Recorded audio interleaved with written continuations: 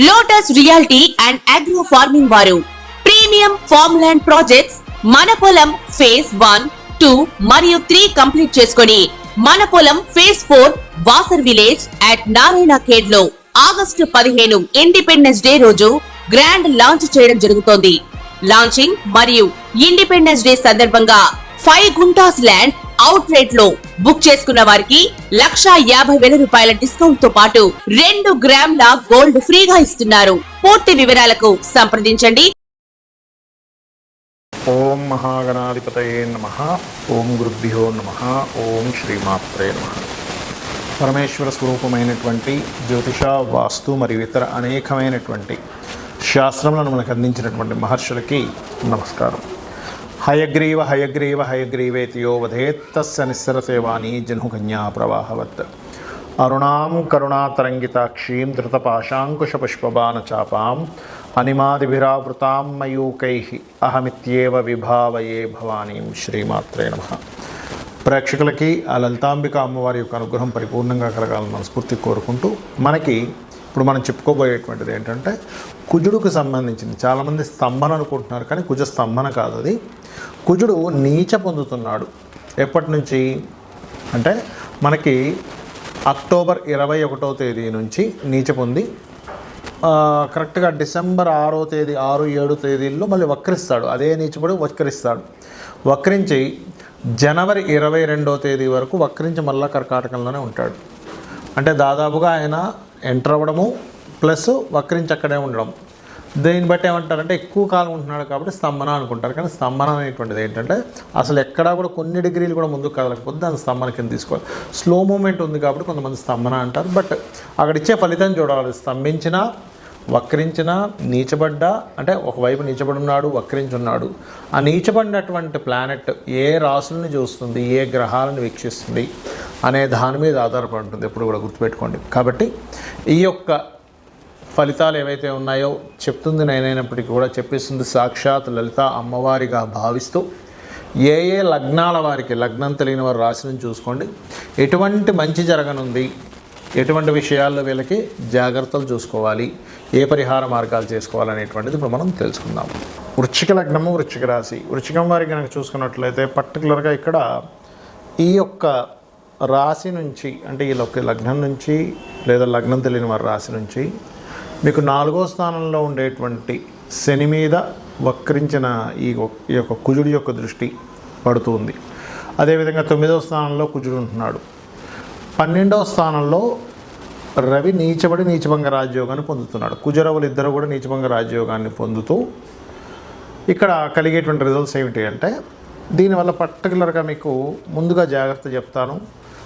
Properties అమ్మడం, కొనుగోలు చేసేటువంటి విషయాల్లో, ఏదైనా ఒక సబ్జెక్ట్ నేర్చుకునేటువంటి వాటి గురించి విషయాల్లో, అలాగే అన్నదమ్ములకు సంబంధించిన, అంటే మీ తండ్రి గారు ఇచ్చిన దాంట్లో మీకు అన్నదమ్ములకి పంచుకునేటువంటి ప్రాపర్టీ షేరింగ్ చేసుకునేటువంటి అంశాల్లోని, ఆరోగ్యము అండ్ విద్యా సంబంధించిన విషయాల్లోని, తల్లిగారి ఆరోగ్య విషయంలోని కాస్త జాగ్రత్తగా ఉండాలి. మరి ఇక్కడ కొన్ని బెనిఫిట్స్ కూడా ఉన్నాయి.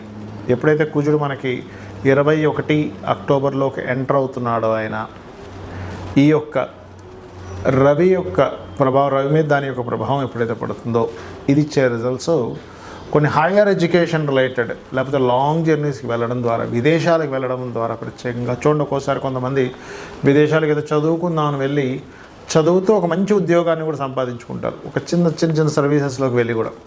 ఆ రకంగా ఏంటంటే హైయర్ ఎడ్యుకేషన్కి విదేశాలకు వెళ్ళేటువంటి వారికి చాలా బాగుంటుంది. నాట్ ఓన్లీ హైయర్ ఎడ్యుకేషన్, ఇక్కడ దశమాధిపతి రవి అవుతాడు కాబట్టి ఉద్యోగపరంగా వెళ్ళేటువంటి విషయాల్లో కూడా బాగా కలిసి వస్తుందని చెప్పుకోవచ్చు. అందులో ఎటువంటి సందేహం లేదు.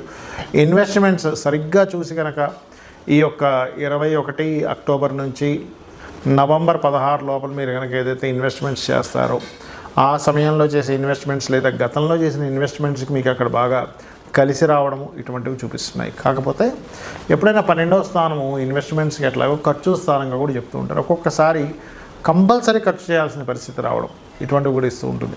అదేవిధంగా 9th హౌస్లో కుజుడున్నందుకు కొద్దిగా అక్కడ కొంచెం తండ్రి, గురువుల ద్వారా కొంత స్ట్రెస్ కూడా ఉంటుంటుంది. అయితే మీరు దీని యొక్క ప్రభావం తగ్గాలి అంటే పర్టికులర్గా మీకు శని 4లో ఉండి వక్రించినందుకు ఏదైనా ప్రాపర్టీ తీసేసేయాలి, అమ్మేసి ఇంకో దగ్గర కూడా కొనుక్కోవాలనుకునే దానికి మాత్రం బాగా సహకరిస్తుంది. అయితే మీరు కుజ, రవి, శని, కేతు ఈ 4 గ్రహాల దగ్గర దీపారాధన చేయండి, మీకు అన్ని విధాలా బాగుంటుంది. మరియు గోచారంలో ఈ గ్రహాల వల్ల దేశ ప్రపంచవ్యాప్తంగా కూడా ఏమిటనేది తెలుసుకుందాం. ఈ యొక్క కుజుడు నీచ స్థానంలో ఉంటూ శనిని చూస్తున్నప్పుడు దేశ ప్రపంచవ్యాప్తంగా వచ్చేటువంటి ఫలితాలు ఏమిటి అంటే, ఈ కుజుడు మారకముందే మిథునంలో ఎప్పుడైతే మనకి క్రాస్ అయ్యాడో, అంటే ఆల్మోస్ట్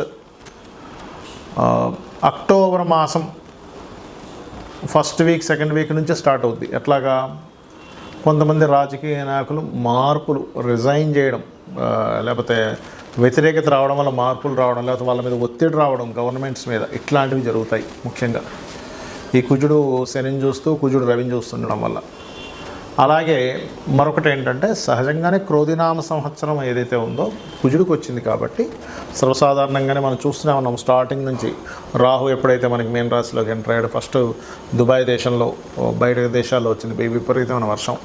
అంటే ఏమిటి, జలరాశుల్లో ఒక రాహు ఆల్రెడీ ఉన్నప్పుడు మరలా ఇంకొక జలరాశిలోకి కుజుడు ఎంటర్ అయినప్పుడు తీవ్రతలు పెరుగుతాయి. కాబట్టి కాస్త జల ప్రదేశాల్లో ఉండేటువంటి వారు కాస్త జాగ్రత్తగా ఉండాలి. వరుణుణ్ణి వరుణ సంబంధించినటువంటి అంటే వరుణదేవుణ్ణి ప్రార్థించుకోవాలి. ఓం వరుణదేవాయ నమః అనుకుంటే కూడా చాలా మంచిది. అలాగే సర్వసాధారణంగా ఏంటంటే, ఇలా కుజుడు ఎప్పుడైతే నీచబడ్డ రవిని చూస్తాడో ప్రపంచవ్యాప్తంగా ఏమవుతుంటుందంటే, ఒక ప్లేస్లోనేమో విపరీతంగా మీకు ల్యాండ్ రేట్ విపరీతంగా పడిపోయినట్టు అవుతాయి. కొన్ని ప్లేసెస్లో అసలు ఈ బాబా ఇంత ల్యాండ్ రేట్ ఇంత రేట్ అవుతుందని మేము ఎక్స్పెక్ట్ చేయలేదంటారు. ఎందుకంటే భూతత్వ రాశుల్లో వెళ్ళి కేతు ఉన్నాడు అక్కడ. ఎప్పుడైతే భూతత్వ రాశుల్లో కేతు ఉన్నాడో కొన్ని ప్లేసెస్లో స్ట్రక్ అవుతుంది. మనం లాస్ట్ టైం రాహుకేతువులు మారినప్పుడు చెప్పుకున్నాం, భూములు కొంచెం స్టాగ్నెంట్గా ఆగుతాయి, స్టెబిల్డ్ అవుతాయి, జల సంబంధించినవి ఇబ్బందులు వస్తాయని. అలాగే ఏంటంటే, ఇప్పుడు భూతత్వ రాశుల్లో ఇంకా కేతువు మనకి నెక్స్ట్ ఇయర్ 2025 మే 30 వరకు ఉంటాడు. కాబట్టి కొన్ని ప్లేసెస్లో భూములు అలాగే స్ట్రక్ అయినట్టుగా ఉండి, ఎప్పుడైతే రవి మనకి ఈ తులారాశిలో సంచరిస్తుంటాడో ఆ సమయంలో ఏమవుతుందంటే, అసలు అన్ఎక్స్పెక్టెడ్గా భూములు పెరగడం, ఒకవైపు అన్ఎక్స్పెక్టెడ్గా తగ్గడం, ఈ ఫ్లక్చువేషన్ అనేది చాలా ఎక్కువగా అవుతూ ఉంటుంది. ఒక దేశం మీద ఇంకో దేశం అనుకోకుండా మెరుపుదాడులు చేయడం, అది కొన్ని మనకు చూడండి, యుద్ధ సంబంధించినటువంటి కొన్ని బంకర్స్ అవి ఉంటాయి, వాటి మీద సడన్గా దాడి చేయడం కానీ, లేకపోతే సరిహద్దుల్లో కొన్ని వాళ్ళు మీరుతుంటారు. అంటే ఏవైతే కొన్ని సెట్ ఆఫ్ రూల్స్ పెట్టుకుంటారో ఆ రూల్స్ని మేరడం, ఇట్లాంటివన్నీ కూడా కుజుడు పోలీస్కి, మన డిఫెన్స్ డిపార్ట్మెంట్ వాళ్ళకి, వీళ్ళందరికీ కారకుడు అవుతాడు.